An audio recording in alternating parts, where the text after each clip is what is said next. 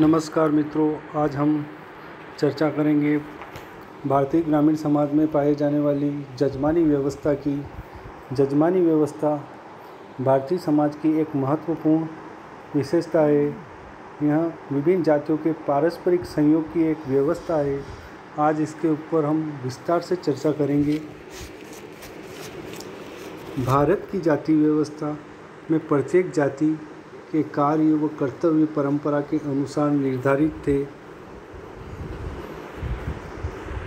और किसी को अपनी सामाजिक स्थिति एवं व्यवसायों को परिवर्तित करने की स्वीकृति नहीं थी।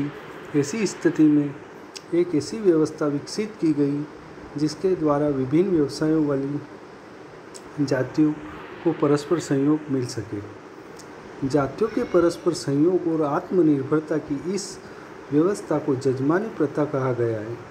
इस प्रकार जजमानी प्रथा ग्रामीण संरचना की प्रमुख विशेषता मानी जा सकती है। इस जजमानी प्रथा के पीछे तथ्य यह रहा है कि प्रारंभ में ही भारतीय ग्राम आर्थिक रूप से पिछड़े रहे हैं। उनके पास इतनी संपन्नता नहीं थी कि वे किसी की सेवाएं लेने के बदले उसे मुद्रा दे सके। ऐसी स्थिति में यह आवश्यक हो गया कि सभी जातियां कार्यात्मक रूप से एक दूसरे से संबंधित रहे, जिससे वे एक दूसरे की सेवा कर सकें। अब हम देखेंगे जजमानी प्रथा का अर्थ एवं परिभाषा। जजमानी प्रथा का अर्थ उस ग्रामीण व्यवस्था से है जिसमें जातियां परस्पर सेवाओं का विनिमय करती हैं। विलियम वाइजर ने अपनी पुस्तक द हिंदू जजमानी सिस्टम में इस प्रथा का उल्लेख करते हुए लिखा है। ऑस्कर लेविस ने अपनी पुस्तक village life in northern India कृति में जजमानी प्रथा के विषय में लिखा है। इस व्यवस्था में प्रत्येक जाति समूह से अन्य जातियों के परिवारों के लिए कुछ विशेष निश्चित सेवाओं की आशा की जाती है। इसका अर्थ यह कि गांव में सभी जातियां अपना अपना व्यवसाय करती है। खाती लकड़ी का सामान बनाता है, नाई बाल काटता है, लोहार लोहे के औजार बनाता है, किंतु ये लोग अपनी सेवाएं केवल उन्हीं परिवारों को प्रदान करते हैं जिन परिवारों से उनके संबंध वंश परंपरा से चले आ रहे हैं। बदले में वे परिवार भी उन सेवाओं के बदले उन्हें कुछ पारितोषिक प्रदान करते हैं। जैसे लोहार, तेली, धोबी, नाई आदि ने किसान को अपनी सेवाएं प्रदान की है, तो किसान भी अपनी फसल के काटने के समय उनकी सेवाओं के आधार पर उन्हें निश्चित मात्रा में अनाज दे देता है।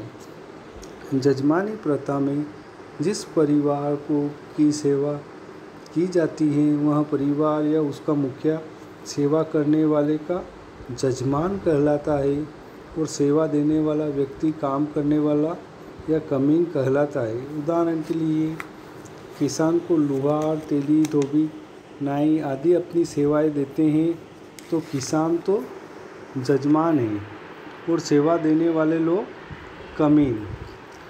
वाइजर के अनुसार जजमानी प्रथा के अंतर्गत प्रत्येक जाति का कोई निश्चित कार्य पीढ़ी दर पीढ़ी चलता रहता है। इस कार्य पर उसका अधिकार होता है। इसमें एक जाति दूसरी जाति की आवश्यकताओं की पूर्ति करती है। रेड्डी के अनुसार जजमानी प्रथा में पीढ़ी दर पीढ़ी एक जाति की सदस्य दूसरी जाति को अपनी सेवाएं परंपरागत आधार पर प्रदान करता है। ये सेवा संबंध जो पुश्तैनी तौर पर शासित होते हैं जजमान कमीन कहलाते हैं। भारत में यह प्रथा विविध नामों आया, मिलिन या बालूता से जानी जाती है। वहीं महाराष्ट्र में यह बाडा वलूटे, मद्रास में मीरासी और मैसूर में अद्दे कहलाती है। जजमानी प्रथा को और स्पष्ट करने के पूर्व जजमान शब्द का अर्थ जानना आवश्यक है। वेबस्टर शब्दकोश के अनुसार जजमान एक ऐसा व्यक्ति है जिसमें कि धार्मिक सेवाओं के लिए ब्राह्मणों को किराए पर लिया है। इस तरह वह एक संरक्षक कार्यार्थी है। मूल रूप में जजमान शब्द संस्कृत के यजमान का अपभ्रंश है। इसका अर्थ ऐसे व्यक्ति से है जो किसी ब्राह्मण को दक्षिणा देकर धार्मिक कार्य पूर्ण करवाता था। वाइजर के मत में जजमान शब्द का प्रयोग उन सभी व्यक्तियों के लिए किया जाता है जो नियुक्तिकर्ता का संबंध रखते हैं।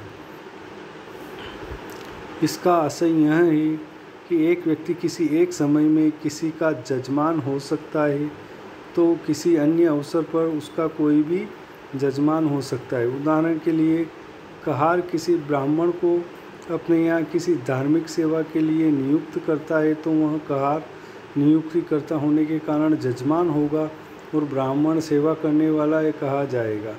इसी प्रकार कहार किसी व्यक्ति को अपनी सेवाएं प्रदान करता है तो वहीं कहार सेवा करने वाला और सेवा लेने वाला जजमान होगा। सेवा करने वाला व्यक्ति को कमीन, परिजन, प्रजा अथवा पवनी आदि नामों से संबोधित किया जाता है। ये नाम निम्न जातियों के लिए प्रयुक्त होते हैं।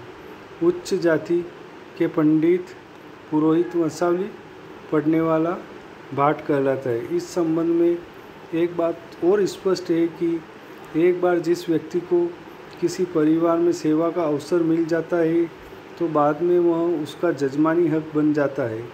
जजमानी हक रखने वाला व्यक्ति की अनुमति के बिना कोई भी दूसरा व्यक्ति उस परिवार में वही सेवा प्रदान नहीं कर सकता। इस संबंध में वाइजर ने लिखा है, उत्तर भारत के सभी ग्रामों की विभिन्न जातियां सेवा संबंधों के आधार पर एक दूसरे से संबंधित है तथा प्रत्येक जाति दूसरी जातियों को अपनी सेवाएं प्रदान करती है। यदि एक समय में कोई व्यक्ति नियुक्ति करता है तो दूसरे समय में वही व्यक्ति सेवा करने वाला है। प्रत्येक व्यक्ति के पास भी विभिन्न जातियों के अनेक जजमान होते हैं। इस प्रकार हिंदू समुदाय में सेवा की अंतर संबंधता की इसी व्यवस्था को हम जजमानी व्यवस्था कहते हैं। Thank you.